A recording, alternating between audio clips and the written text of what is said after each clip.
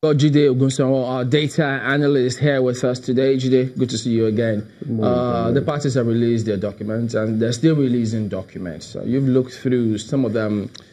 What stood out?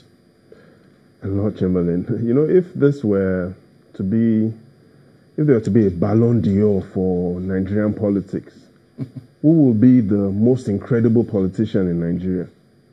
And today, it seems 3 people will at least make the short list. The first, former President Obasanjo. The second is former Vice President and the presidential candidate of the PDP, Atiku Abubakar. And clearly, that list wouldn't be complete without President Buhari. But before we look at the specifics of their manifestos, the good and the bad, the things that they promised and will these things be achievable, there are 3 things we should quickly talk about. The first is, what was the most important promise President Obasanjo made in his manifesto in 1999? Did he keep that promise? That's the first we'll look at. The second is, what was the most important promise that President, then candidate Buhari made in 2015? Did he keep that promise too? We need to examine that. And finally, we'll look at Atiku's policy of how to make Nigeria work again. We'll look at, will he also keep his promise? Now let's look at something strange that happened in 1999. Yeah. When President Obasanjo won his election, and on Democracy Day, he read a speech.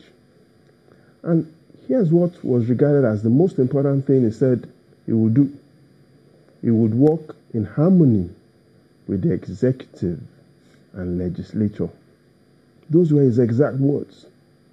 A lot of analysts, domestic and international, regarded that as the foundation of the Fourth Republic.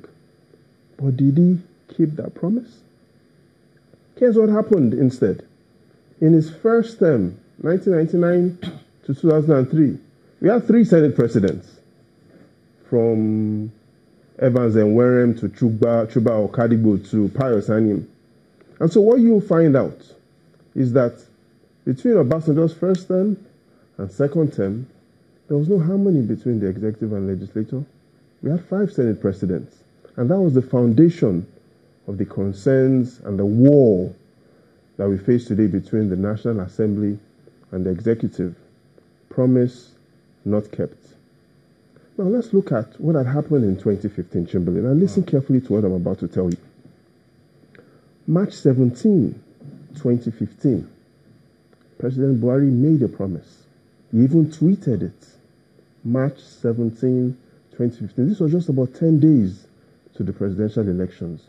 He had said 3 million jobs annually. And on the 26th of March, just about 2 days to the election, he then put an icing on it. He had said, if I do not fulfill my promise, Nigerians have the choice to determine who would lead them. The exact words of then candidate Buhari. A promise of 3 million jobs and another 2 days to the election saying, if I do not fulfill my promise, Nigerians know what to do.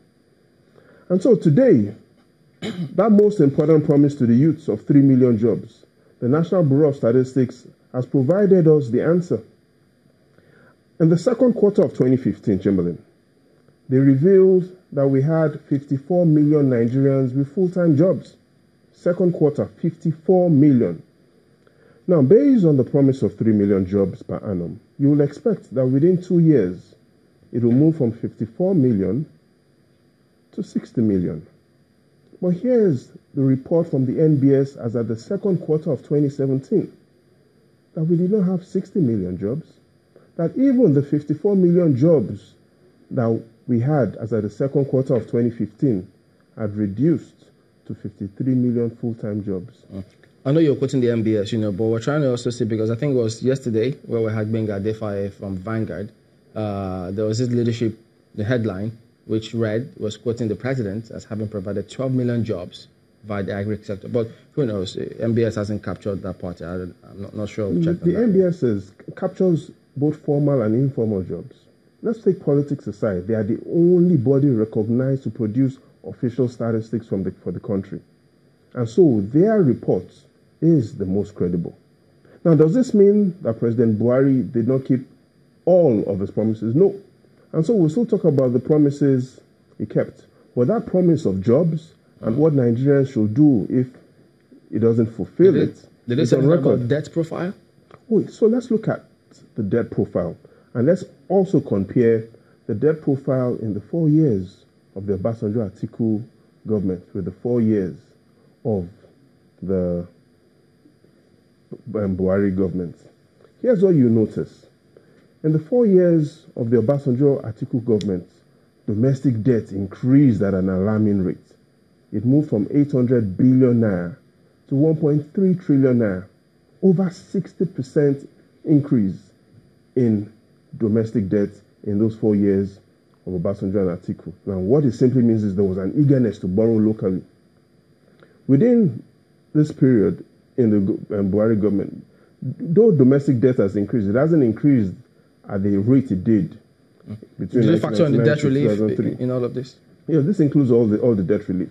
So we have a domestic debt growth of over 60% between 1999 and 2003.